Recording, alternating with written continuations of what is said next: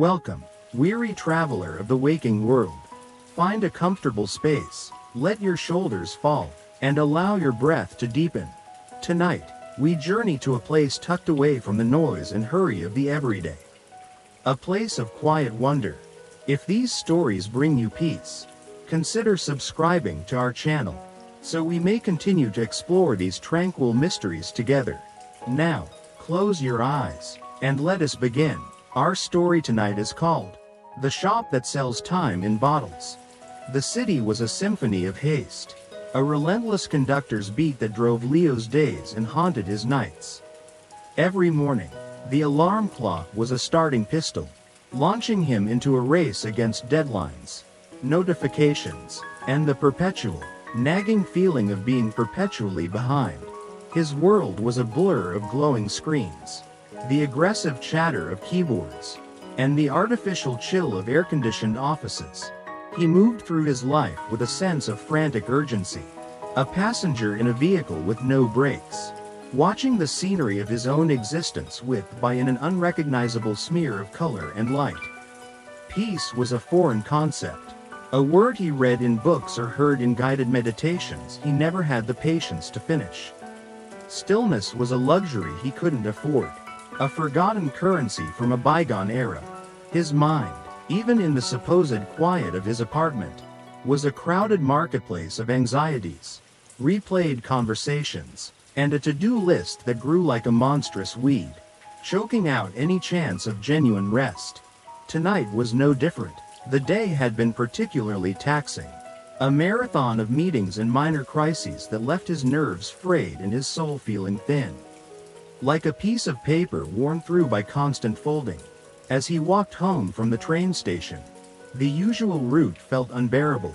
The cacophony of traffic, the aggressive glare of headlights, the sheer crush of bodies on the pavement, it all felt like a physical assault.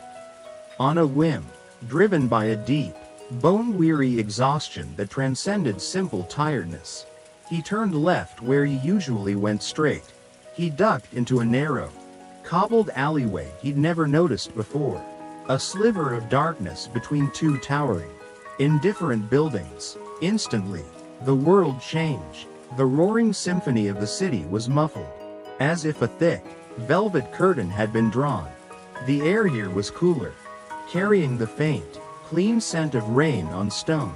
Even though the sky above was clear, the frantic pulse of the metropolis faded to a distant, gentle thrum, like the memory of a heartbeat. He walked deeper, his footsteps echoing softly against the worn brick walls. The only light came from the occasional high window and the lavender glow of the twilight sky. A thin ribbon far above him, the alley twisted and turned, a secret vein within the city's concrete body. It felt ancient, a place that time and progress had somehow overlooked. There were no overflowing dumpsters or graffiti-scarred walls here. It was clean, expectant, and profoundly silent. It was a silence that wasn't empty, but full of unspoken stories, of forgotten moments, of a deep and abiding calm that began to seep into Leo's very bones. He felt his shoulders, which had been permanently tensed up to his ears, begin to lower. The frantic drumming in his chest slowed to a more natural, rhythmic beat. He wasn't thinking about work. He wasn't mentally rehearsing tomorrow's challenges. For the first time in what felt like a lifetime, his mind was simply present. It was observing the texture of the cobblestones under his feet, the way the fading light caught the edge of a mossy brick, the feeling of the cool air on his skin. This alley was an antidote, a balm, and it was leading him somewhere. Up ahead, a single, warm light glowed, a beacon of impossible gentleness in the urban twilight. It was the light of a small shop window, a place that had no right to exist in a forgotten passage like this. As he drew closer, a small, hand-carved wooden sign, hanging from a wrought iron bracket, came into view. The lettering was elegant, old-fashioned, and seemed to shimmer faintly in the soft light. It read, "The Emporium of Temporal Curiosities," and beneath it, in smaller, more delicate script, "Time in Bottles. For the weary soul." Leo stood before the shop. A ship becalmed in the quiet harbor of the alley. The world he had just left, the world of deadlines and digital noise, felt a universe away. Here, in this pocket of impossible tranquility, the sign seemed to speak directly to the most exhausted parts of him. Time in bottles. For the weary soul, it was absurd, of course. A whimsical fantasy, a clever marketing gimmick for an antique store. Perhaps, his rational mind, the part of him conditioned by spreadsheets and quarterly reports, tried to assert itself. It was probably a tourist trap, a quirky art installation. But another, quieter part of him, the part that yearned for a moment's respite, was captivated. He felt a pull, a gentle but insistent curiosity that outweighed his skepticism. He leaned closer to the window, peering past his own faint reflection. The window display was not filled with dusty relics or glittering antiques as he might have expected. It was starkly, beautifully simple. On a pedestal of dark, unpolished wood sat a single object, an hourglass. But it was unlike any he had ever seen. The glass was so clear it seemed almost to not be there. And inside, it wasn't sand that fell, but a fine, shimmering dust that glowed with a soft, internal luminescence, like captured starlight. The particles didn't just fall, they drifted, swirled, and eddied in slow, hypnotic patterns, each one a tiny, floating ember. There was no sense of urgency to their descent. It was the very antithesis of a clock. It wasn't measuring the frantic passing of seconds, but rather, displaying the graceful, unhurried dance of a single, perfect moment. Watching it, Leo felt another layer of tension dissolve from his shoulders. His breath, which he hadn't realized he was holding, escaped in a long, slow sigh. The shop itself was built of dark, weathered wood, the grain as intricate as a fingerprint. The paint on the doorframe, a deep shade of midnight blue, was flaked and cracked with age, revealing layers of older colors beneath. The doorknob was not brass or steel, but a smooth, cool piece of dark gray stone, worn into a comfortable shape by countless hands. There was no sound from within, no hint of commerce or activity. It was as if the building itself was holding its breath, waiting. Leo hesitated. This was strange. This was illogical. Going inside was a deviation from the script of his life. A step off the well-trodden path. What would he even say? Hello, I'd like to buy some time? The thought was ridiculous. He should turn around, go home, eat his microwave dinner, and prepare for the onslaught of another identical day. But he didn't move. The silence of the alley, the hypnotic glow of the hourglass, the profound promise of the sign, it all held him fast. He thought of the mountain of unanswered emails waiting for him, the pressure in his chest that never fully subsided, the feeling of his own life slipping through his fingers like sand. What was the harm in a moment of whimsy?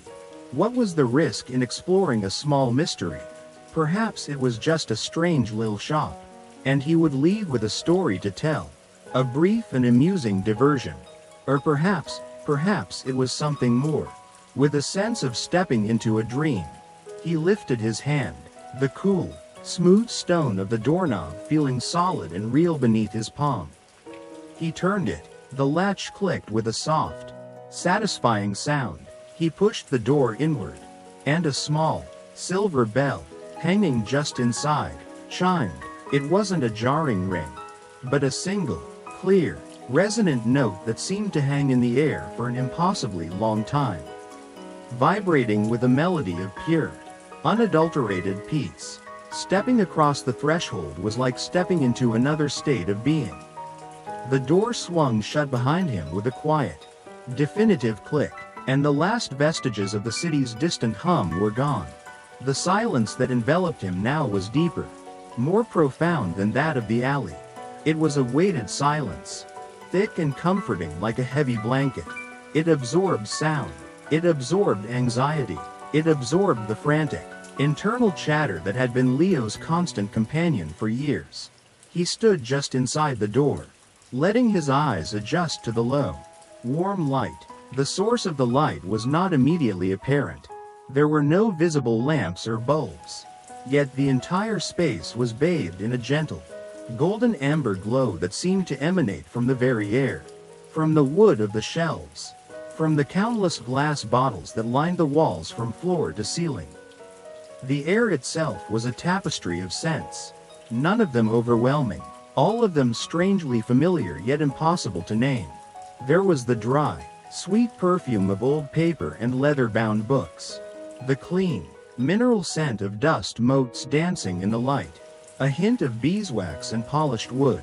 But beneath it all, there was something else, a scent like the air after a thunderstorm, charged with ozone and the promise of renewal, a fragrance like cool, damp earth from a deep forest floor, and a faint, almost imperceptible sweetness, like honey and night-blooming jasmine.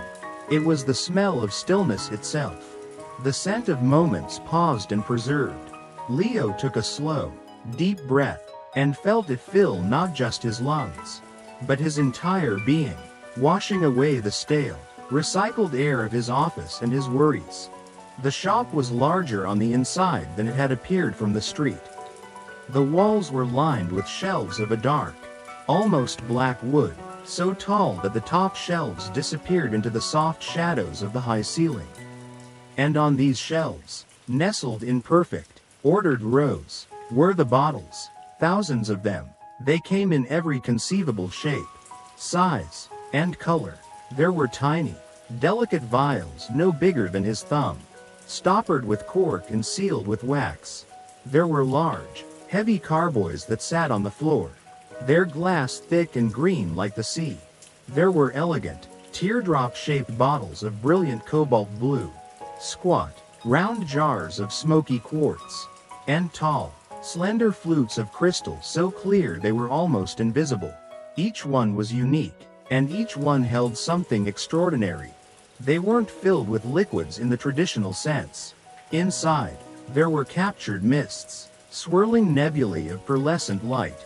Tiny, contained thunderstorms that flashed with silent lightning, and voids of perfect, velvety darkness. Some held a single, slowly pulsing mote of light. Others contained a fine, golden dust that eddied and flowed like the hourglass in the window. They were not products on a shelf, they were captured phenomena.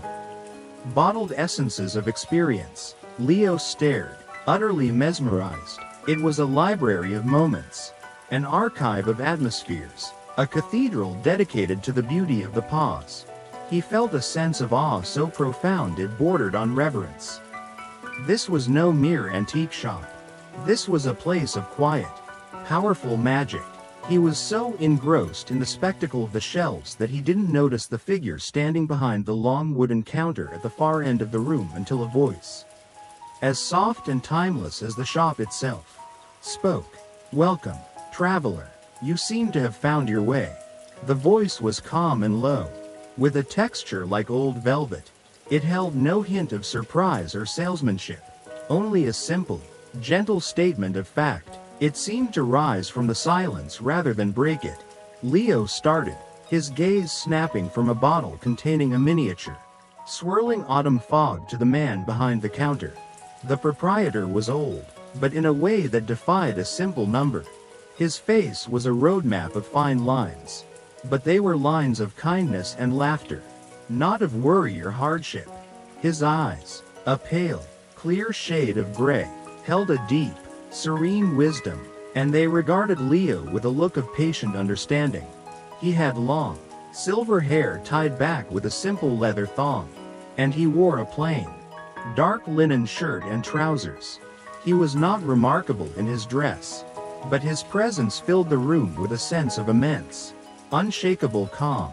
He was as much a part of the shop as the wooden shelves and the silent bottles. I saw the sign," Leo stammered, his own voice sounding loud and clumsy in the stillness.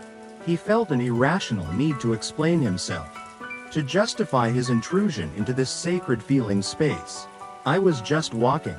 The proprietor smiled, a slow, gentle curve of his lips. "The alley does not show itself to everyone. And the shop does not open for all who walk the alley. It opens for those who need it. He gestured with a long-fingered hand towards the shelves. You are weary. Your mind is loud. You carry the weight of many unlived moments. Leo was taken aback by the directness, the accuracy of the statement. It wasn't an accusation, but a diagnosis delivered with the utmost compassion. He felt seen, not just as a potential customer, but as a person, his inner state laid bare and understood. The skepticism he had felt in the alley tried to resurface, but it was a feeble thing in the face of this place and this man. The sign, Leo said, his voice a little steadier now. It says you sell time? Not in the way you might think. The proprietor replied, his gaze still warm and steady. I do not sell futures or reclaim pasts. You cannot buy an extra hour for your day or a year to add to your life. That is a crude and clumsy magic. What I offer is far more delicate. I offer the quality of time, not the quantity. He moved from behind the counter, his steps silent on the old wooden floorboards. He walked over to a nearby shelf and his fingers hovered over the bottles, not quite touching them, as if feeling their energy. I sell moments, a sliver of perfect stillness, a second of unadulterated peace, the feeling of the first ray of dawn on a silent lake, or the quiet contentment of reading a book by a fire on a rainy day. These are the moments that are lost in the great rush. They happen all around you, every day, but they are passed over, unseen, unfelt. I simply gather them for those who have forgotten how to find their own. Leo listened, his rational mind struggling to process the words, but his weary soul absorbing them like a dry sponge absorbs water. The concept was poetic, impossible, and yet, in the context of this shop, it felt like the most natural truth in the world. He was looking at a man who claimed to bottle atmospheres, to curate tranquility. How? Was the only word Leo could manage to ask. The proprietor turned back to him, his gray eyes seeming to hold the light of 1,000 quiet mornings. That is the secret of the Emporium, he said softly. The more important question is not how, but why, and the answer, my friend, is standing right in front of me. The proprietor, who introduced himself simply as Silas, seemed to understand Leo's unspoken turmoil, the war between his ingrained logic and his burgeoning sense of wonder. He didn't press for a sale or overwhelm him with choices. Instead, he led Leo gently along the towering shelves, his presence a calming influence that silenced the remaining whispers of doubt in Leo's mind. The air hummed with a quiet energy, a symphony of contained silences. Each one has a story, Silas said, his voice a soft counterpoint to the profound quiet.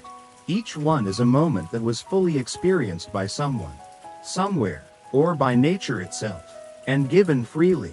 They are not stolen, merely collected when they are offered. His hand came to rest on a small, unassuming bottle on a shelf at eye level. It was about the size of an apple, made of glass that was subtly tinted with the palest shade of blue, like the sky just before sunrise. It was stoppered with a simple, smooth piece of driftwood. Inside, there was no swirling mist or dramatic light show. It appeared, at first glance, to be almost empty, but as Leo looked closer, he could see it, a faint, ethereal vapor, a pearlescent, silver-gray light that clung to the bottom of the bottle, so subtle it was barely there. It seemed to breathe, pulsing with a slow, gentle rhythm, like the world's quietest heartbeat. This, Silas said, his voice dropping to an almost reverent whisper, is one of my oldest and most gentle wares. I call it first light on a silent lake. He carefully lifted the bottle from the shelf and held it in his cupped hands, offering it for Leo to inspect. It was cool to the touch, and felt heavier than it looked, weighted with a sense of peace. Imagine a place, far from any city, Silas continued, his words painting a picture in Leo's mind. A lake, so still its surface is a perfect mirror of the pre-dawn sky. There is no wind, The only sound is the memory of lapping water. The air is cool and clean and smells of damp earth and pine needles.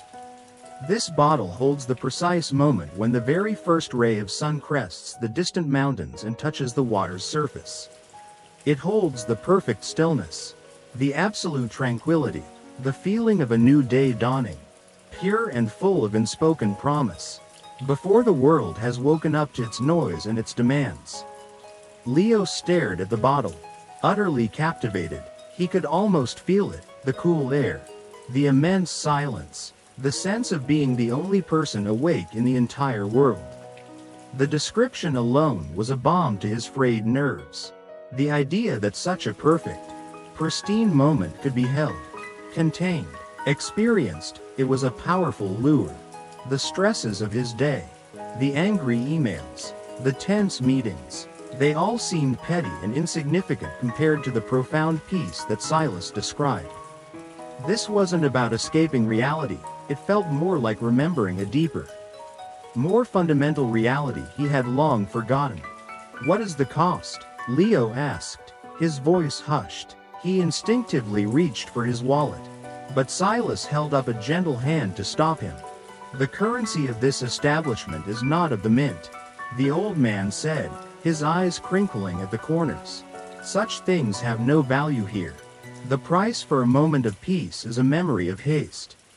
The cost for a sliver of stillness is an offering of anxiety." He looked at Leo, his gaze both kind and penetrating. "To receive, you must first give. To make space for the calm, you must release a piece of the storm.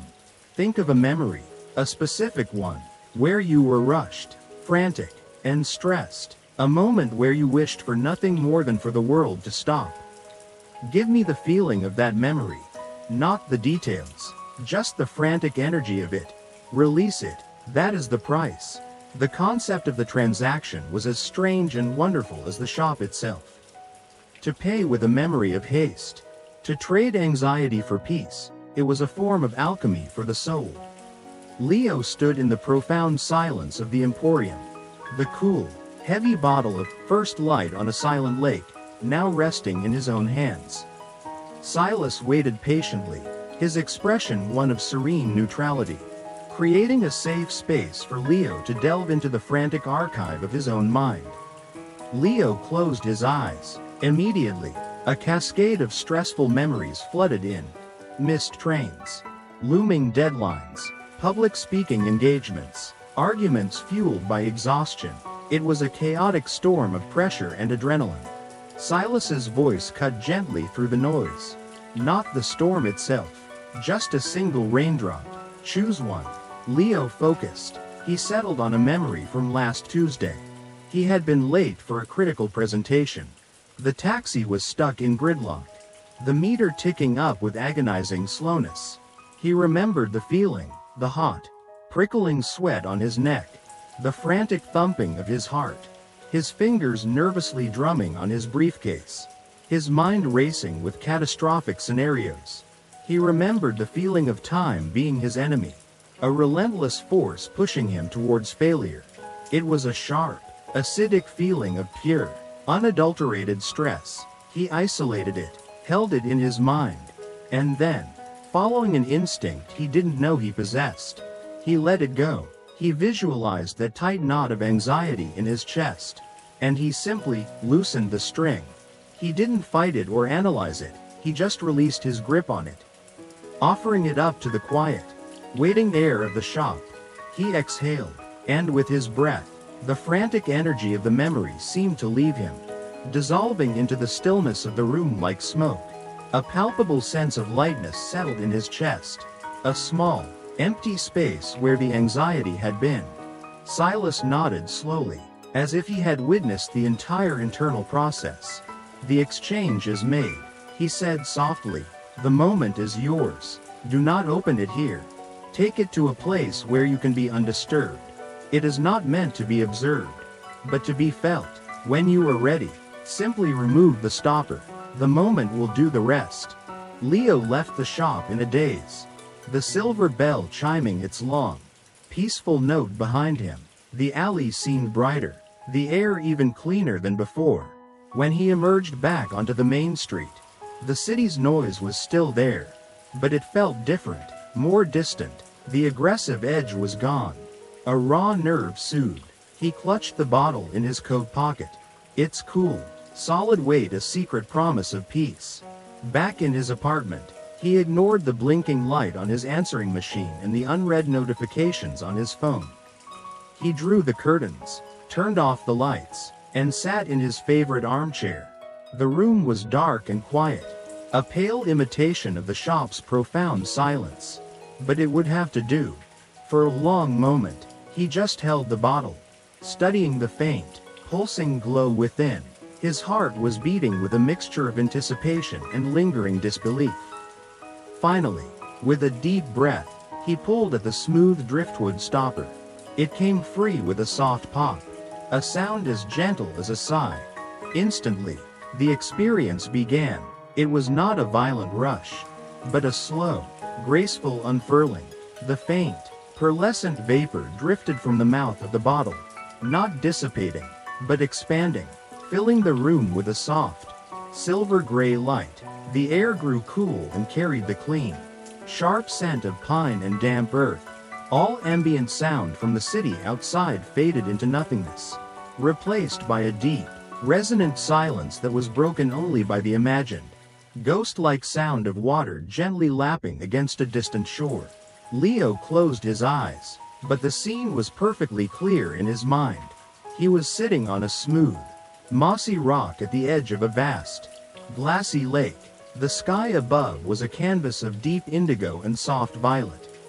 Across the water, the jagged black silhouettes of mountains stood against the horizon.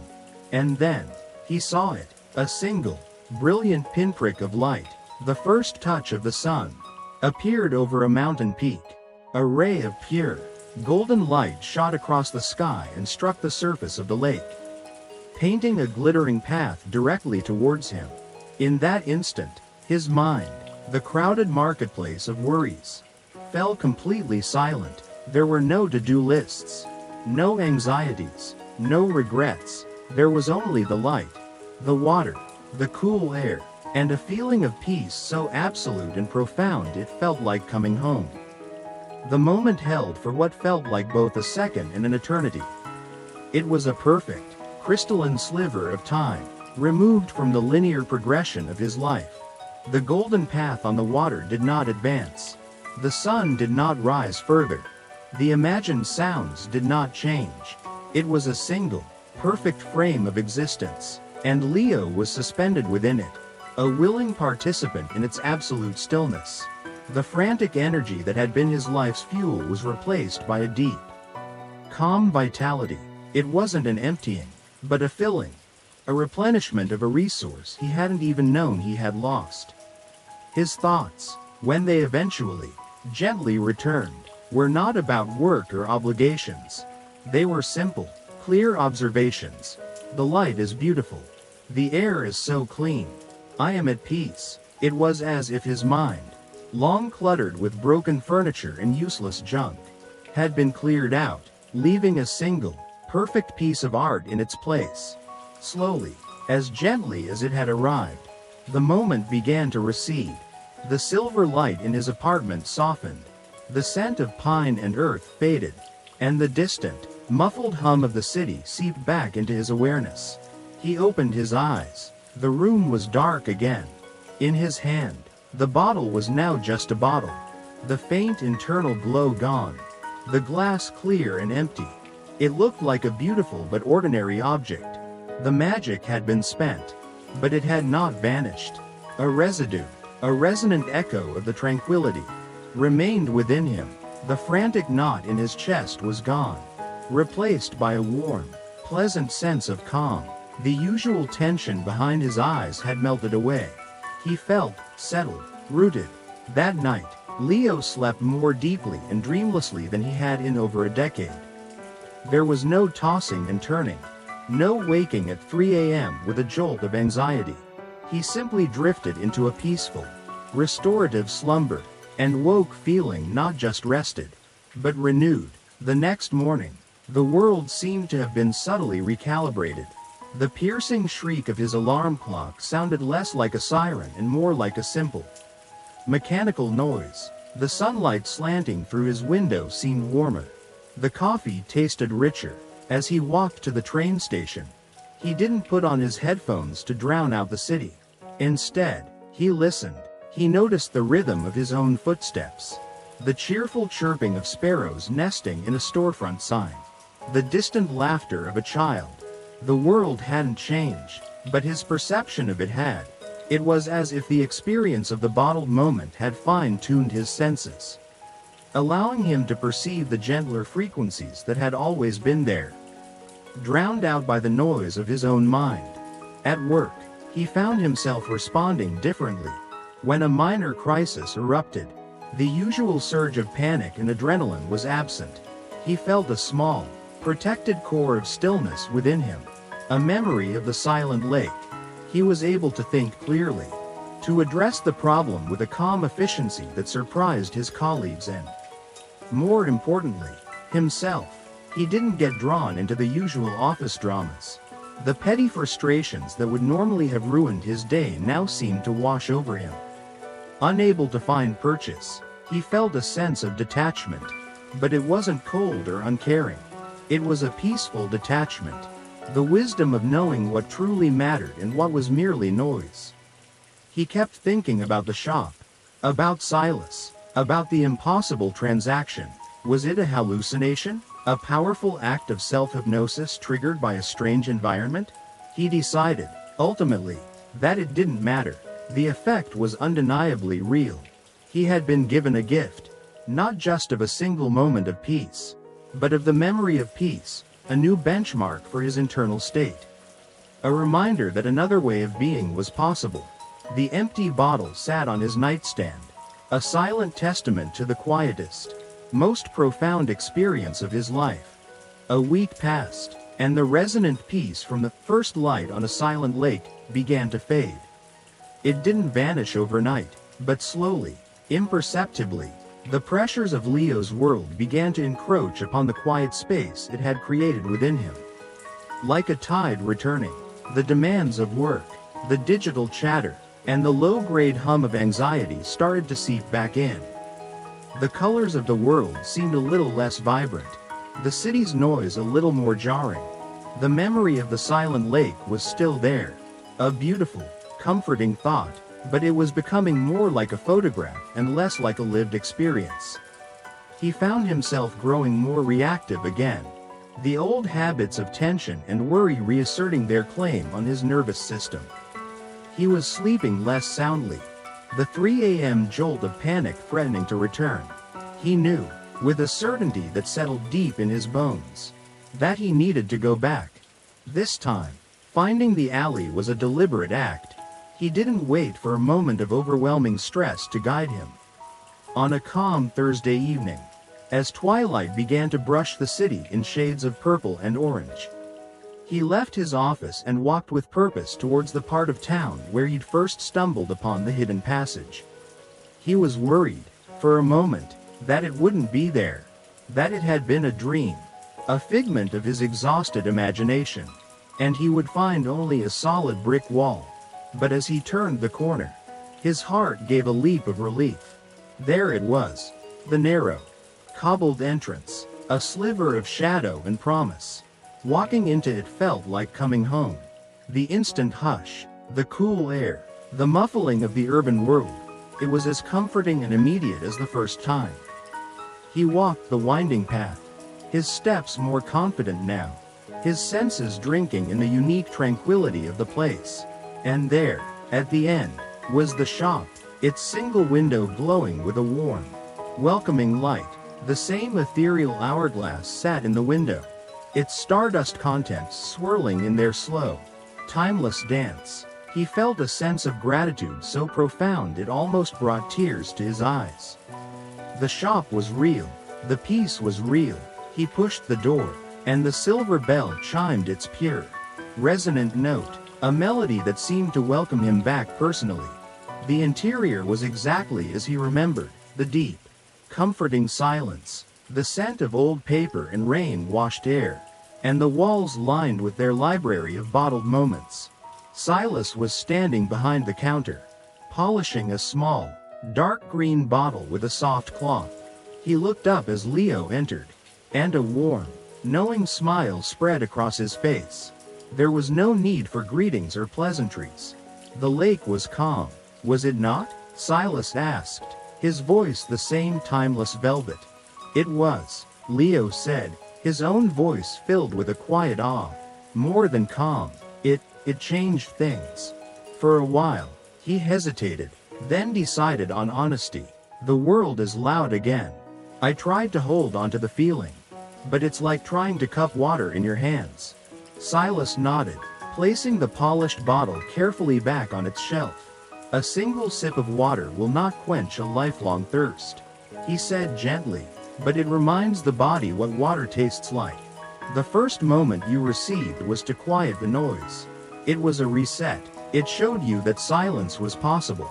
Now, perhaps, you are ready for something different. He gestured towards the shelves. A silent invitation. Last time, you sought stillness, an absence of the negative. What does your soul yearn for now? Not what it wants to escape from, but what it wants to move toward. The question hung in the quiet air. Leo hadn't considered it. He had only thought of returning to get another dose of peace, another hit of tranquility. But Silas's question reframed the entire purpose of his visit. It wasn't about running away from stress anymore. What did he want to move toward? He thought about his life. The gray routine. The lack of genuine, heartfelt emotion. The answer came to him. Clear and simple. Joy, he said, the word feeling foreign and bold on his tongue. Not just quiet or peace. I want to remember what it feels like to feel pure, simple joy.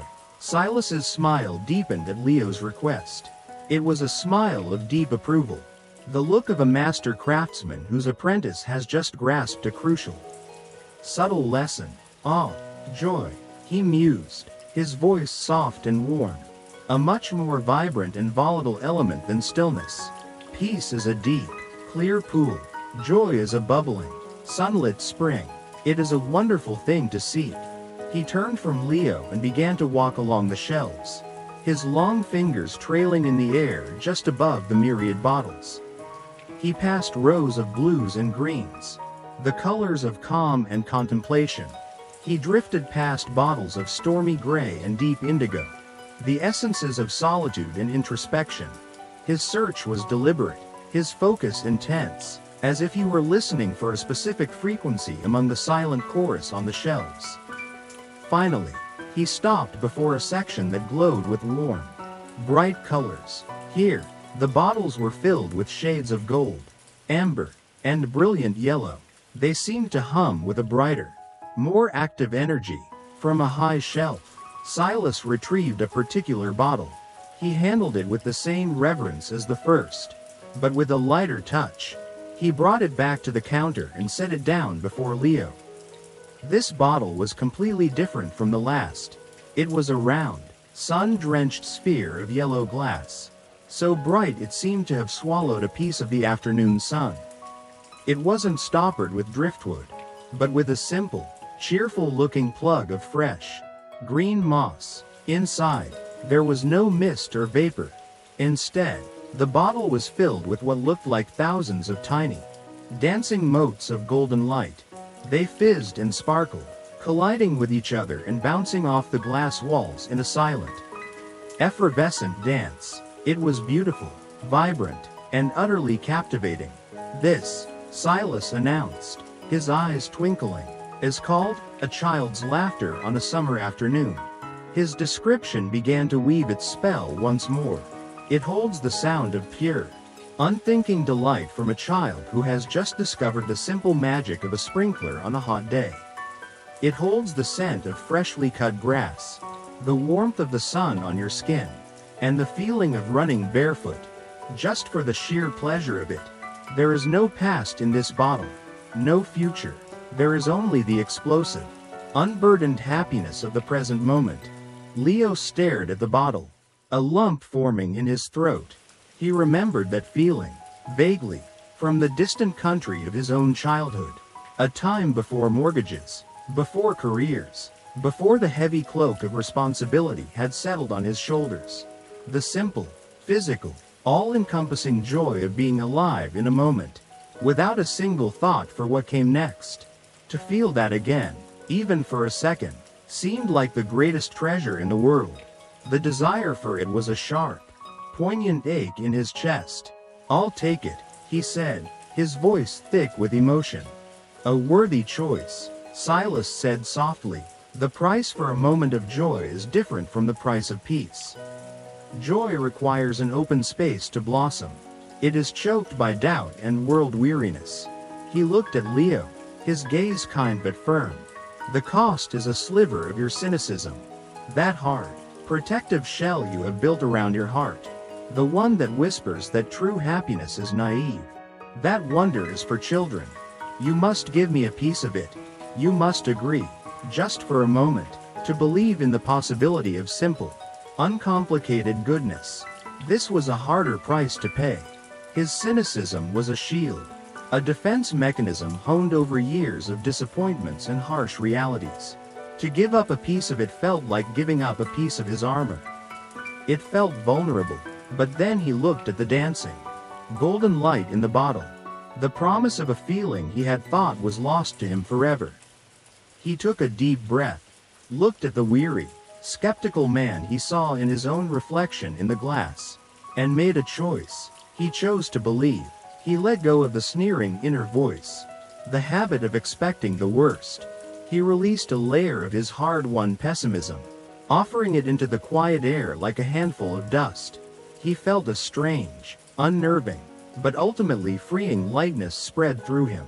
The world suddenly seemed less threatening, more open to possibility. Silas smiled. "The exchange is made," he said, sliding the sun-drenched bottle across the counter. "May it bring you a worthy memory." Leo carried the round, golden bottle home with a sense of nervous excitement that was entirely new to him. The first bottle had been an act of desperate curiosity, an experiment born of exhaustion. This second bottle was a conscious choice, an intentional pursuit of a forgotten emotion. The bottle itself felt warm in his hands, pulsing with a faint, happy energy. It was like holding a captured sunbeam. He didn't wait for darkness this time. Joy, he reasoned, was not an emotion for the shadows. He went to his living room, threw open the curtains, and let the late afternoon sunlight stream in, illuminating the dust motes dancing in the air. The city outside was still humming its busy tune, but it didn't feel intrusive. It felt like a backdrop, a distant bass line to the melody he was about to experience. He sat on the floor, cross-legged like a child, and placed the bottle in front of him. He looked at the effervescent, sparkling lights within, their silent dance a promise of delight. He took a moment not to brace himself, but to open himself up. He recalled the exchange in the shop, the conscious release of a piece of his cynicism. He tried to embody that feeling of openness, of willing belief. Then, with a feeling of joyful anticipation, he reached for the mossy green stopper. It came away with a soft phut, like a dandelion head being blown to the wind. The effect was immediate and overwhelming, but in the most wonderful way. A cascade of golden light poured from the bottle, not just illuminating the room but transforming it. The air filled with the rich, sweet scent of sun-baked earth and freshly cut grass. He could feel a phantom warmth on his skin, the gentle caress of a perfect summer breeze. But the most powerful element was the sound. The room filled with the sound of laughter. It wasn't one child, but many, a chorus of pure, unrestrained delight. It was high-pitched, breathless, full of hiccups and gasps, the sound of happiness so complete it couldn't be contained in the body. Then came the sound of a lawn sprinkler, that rhythmic ch-ch-ch swish, and the happy shrieks that followed the spray of cool water. Leo closed his eyes and was transported. He was no longer a man in his apartment, he was a boy in a sprawling green yard. He could feel the soft, slightly damp grass under his bare feet. He could feel the shock of cool water on his hot skin, the sun on his face, and most potently, he could feel the emotion. It rose up from his feet, a bubbling, effervescent tide of pure, unadulterated joy. It was a physical sensation, a lightness in his limbs, a fizzing in his chest. There were no thoughts, no analysis, just the raw, powerful, glorious feeling of being alive and happy in that single, perfect moment. A genuine, unbidden smile spread across his face, a wide, unself-conscious grin he hadn't worn in decades. And then, a sound he hadn't heard from himself in years bubbled up and escaped his lips, a short, sharp bark of laughter. It felt rusty and strange, but utterly real. The feeling was so intense, so pure.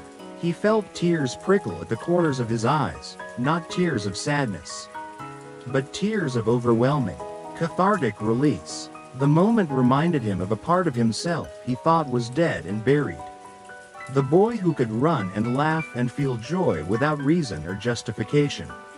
It was a reunion with his own forgotten heart.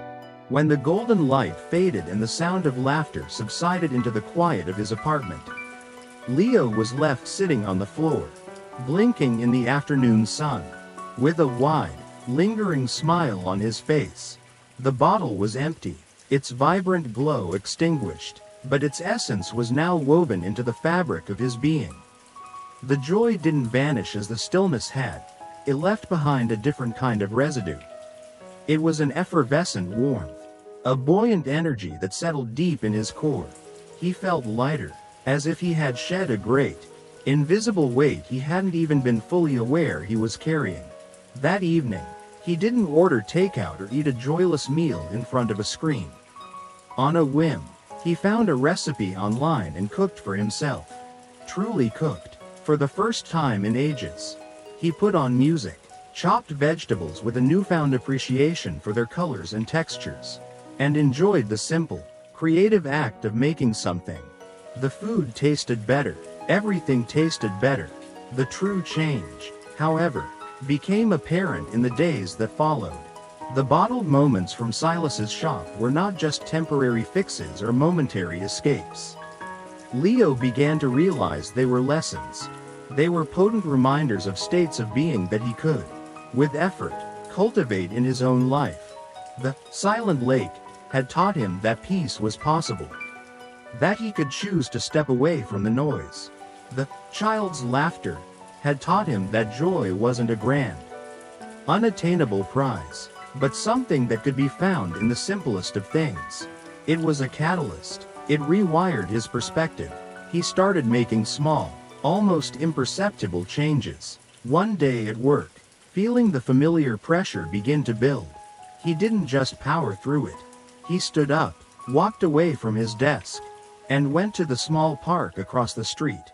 He sat on a bench for 5 minutes, not checking his phone, just watching the pigeons and feeling the sun on his face.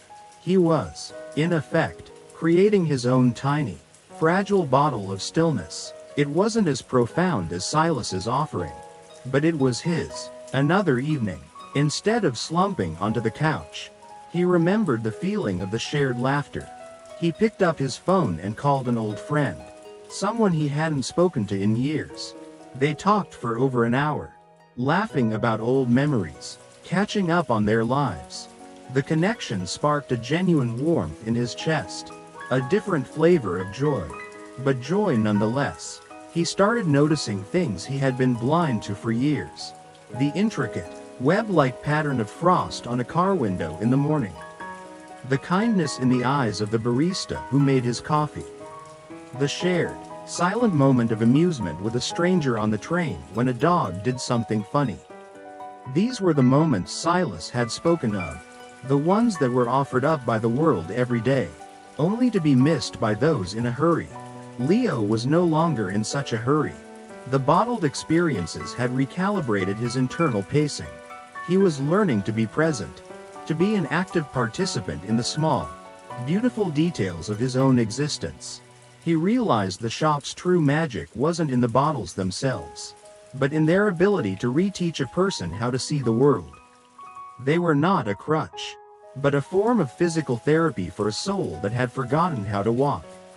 His life hadn't magically become perfect, but it had become richer, textured, and infinitely more meaningful. He was no longer just surviving his days, he was beginning to truly live them. Several weeks later, Leo found himself walking towards the hidden alley once more. This time, however, his purpose was different. He wasn't driven by a desperate need for peace or a yearning for joy. The changes in his life were taking root, and he felt a more consistent, low-level contentment than he had in years. He was visiting not as a customer, but as a curious student returning to his teacher. He had a question that had been quietly forming in his mind. A mystery he felt compelled to solve. He pushed open the door, the bell chiming its familiar, welcoming note, and stepped into the fragrant silence of the Emporium. Silas was at a large wooden workbench in the back of the shop.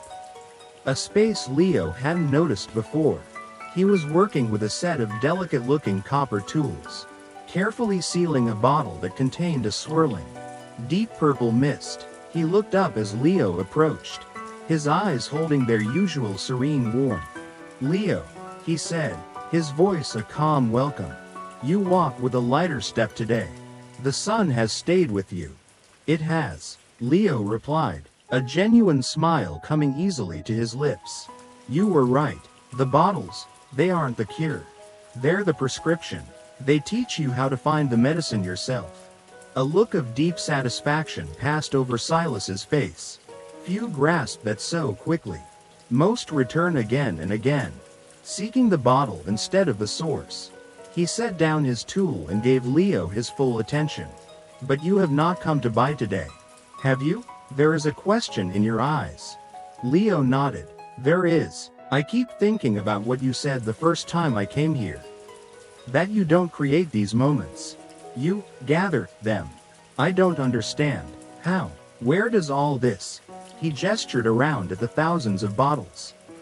"The library of bottled emotions. Come from?" Silas leaned back against his workbench, a thoughtful expression on his face. He looked around his shop as if seeing it for the first time. "It is a fair question," he said after a long pause. "Think of me as a sort of beachcomber, but on the shores of existence. Every day, the world is awash with moments of profound beauty, peace, and emotion. Most are experienced and fade, as they should, but many are not. They are wasted." He picked up a small, empty bottle, holding it up to the light. Think of a man rushing to a meeting, so consumed by his thoughts of the future that he doesn't notice the breathtakingly beautiful sunset painting the sky above him. He walks right through it. The sunset is still there, its beauty offered freely, but unreceived. I am there, in a sense, to catch that offered beauty before it dissipates into indifference. I gather the light he ignored. He went on, his voice weaving a tapestry of gentle metaphysics. Think of the perfect, profound silence in a grand library at midday. A silence that no one is paying attention to because they are all lost in their books. That silence has a quality, a weight. I can gather that. Think of the surge of selfless warmth from a small, anonymous act of kindness. Someone holding a door for a stranger laden with groceries. The recipient is grateful for a second, then moves on. But the moment of pure, good intention has a resonance. I can collect that resonance. He explained that he was a collector of emotional and experiential surplus. He wasn't stealing memories or experiences. He was salvaging the overlooked, the discarded, the unfelt. He was a cosmic recycler of beauty. "The world is so full," Silas said, his voice soft with a hint of melancholy. "So full of these precious, fleeting things. My work is simply to provide a vessel, to give them a home until someone like you comes along. Someone who has a space ready to receive them. The energy of your released anxiety powers the gathering. The void left by your discarded cynicism creates the vacuum that draws in the joy. It is all a grand, delicate balance. I am less a shopkeeper and more a tender of a very strange garden." Leo listened, completely enthralled. The explanation was more poetic and more beautiful than anything he could have imagined. Silas was a keeper of forgotten wonders, a guardian of the world's quiet soul. As Silas spoke, Leo's gaze drifted around the shop, seeing it now with a new layer of understanding.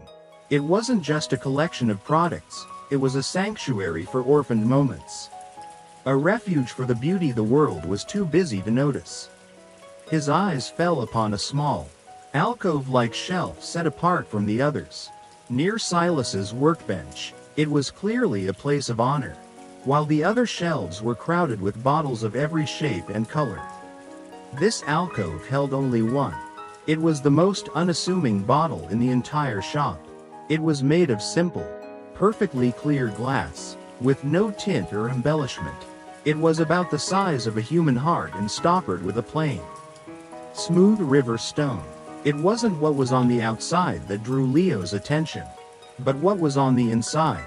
Suspended in the very center of the bottle was a single point of light.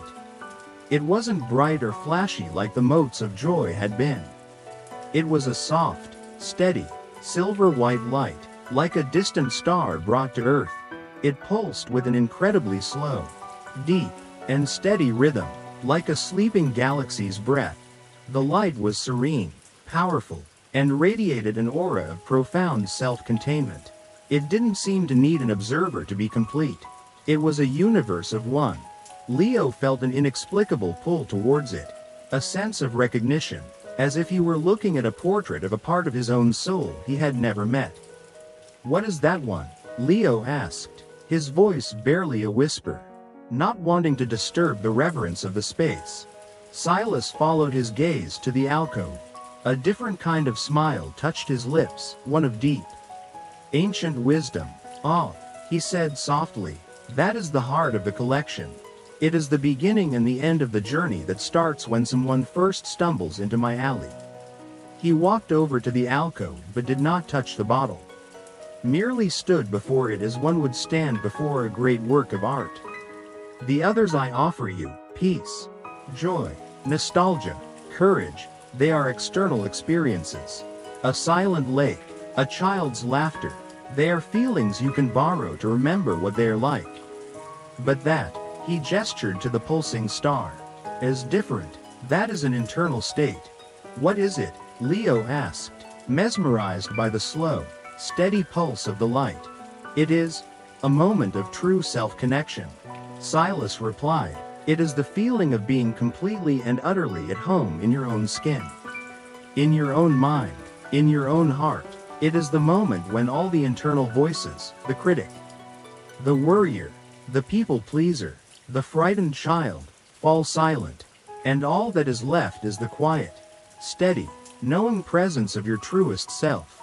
It is the point of perfect balance, the center from which all peace and all joy can be authentically generated.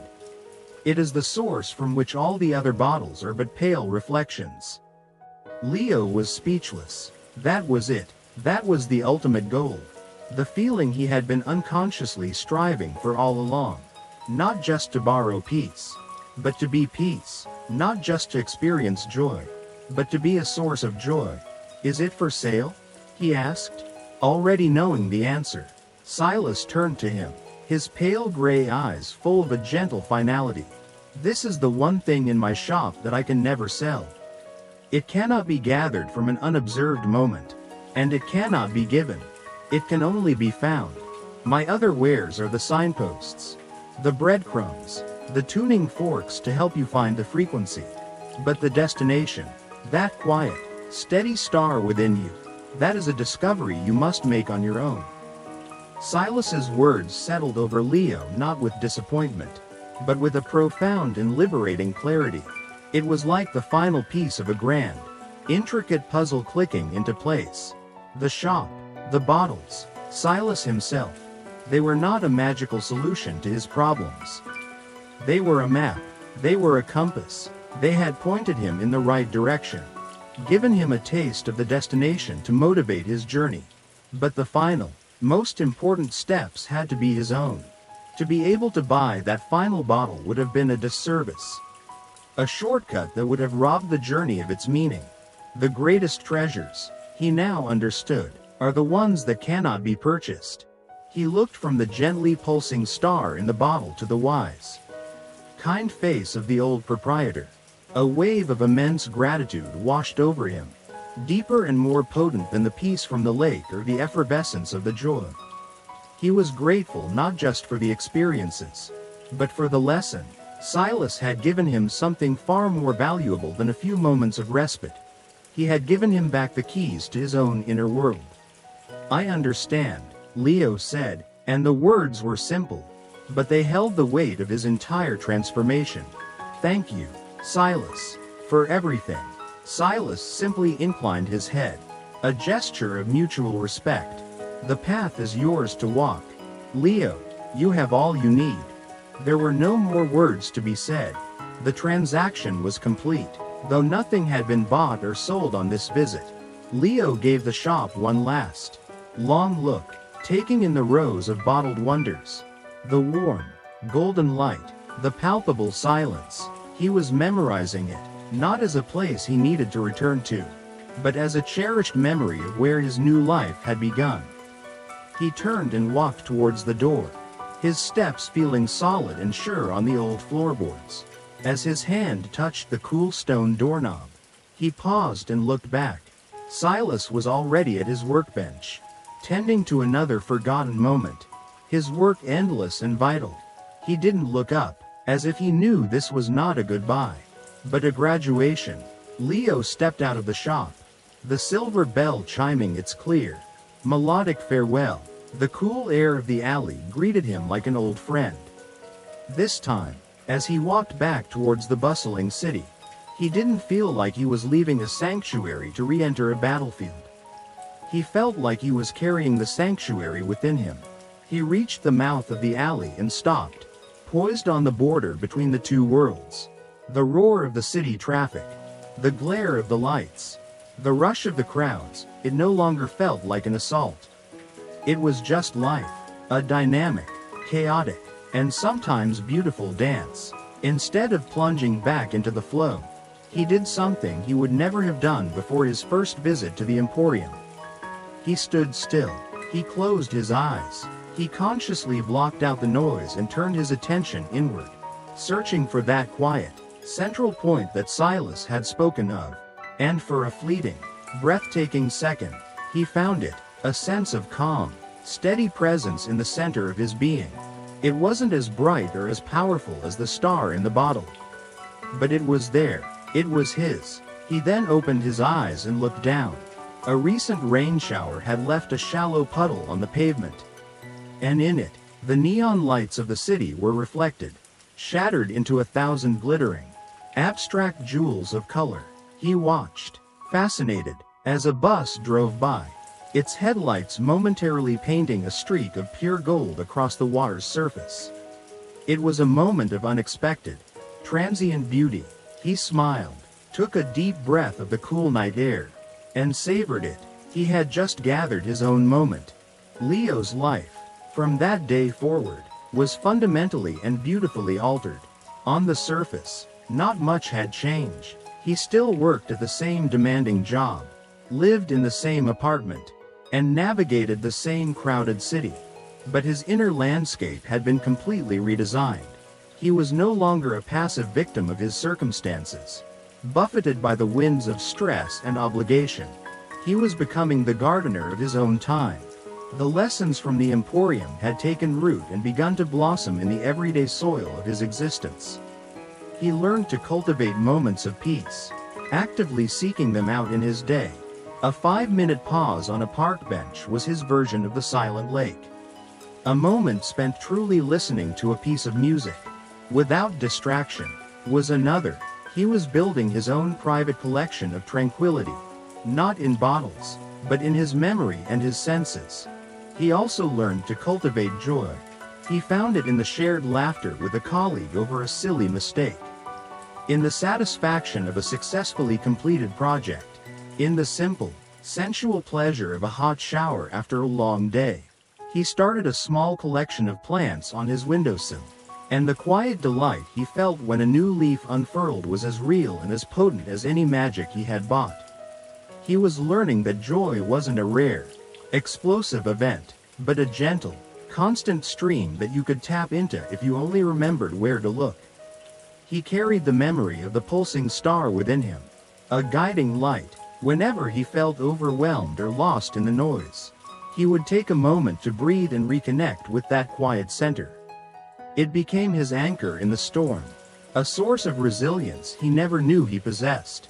He thought of the shop in the alley often, always with a deep sense of warmth and gratitude. He wondered if it was still there, if other weary souls were stumbling upon its quiet promise. A part of him was tempted to go back, to see if he could find the alley again, just to know it was real. But he resisted the urge. He understood, on an instinctual level, that the shop might not be there for him anymore. Its purpose in his life had been fulfilled.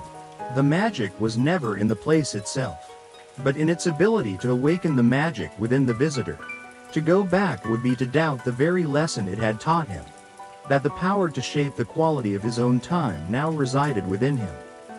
Sometimes, late at night, when the city was quiet, he would stand by his window and look out at the sprawling tapestry of lights. He would think of Silas, the gentle proprietor, the cosmic beachcomber, gathering the overlooked beauty of the world. And Leo would smile, knowing that he was no longer contributing to the waste. He was a participant now, a gatherer in his own right, finding and cherishing the small, precious moments that make a life. The Emporium of Temporal Curiosities was a secret he kept in his heart. A quiet promise that for every weary soul lost in the frantic rush of the world, there is a hidden alley, a gentle light, and a door waiting to be opened, offering not an escape, but a way back home to oneself.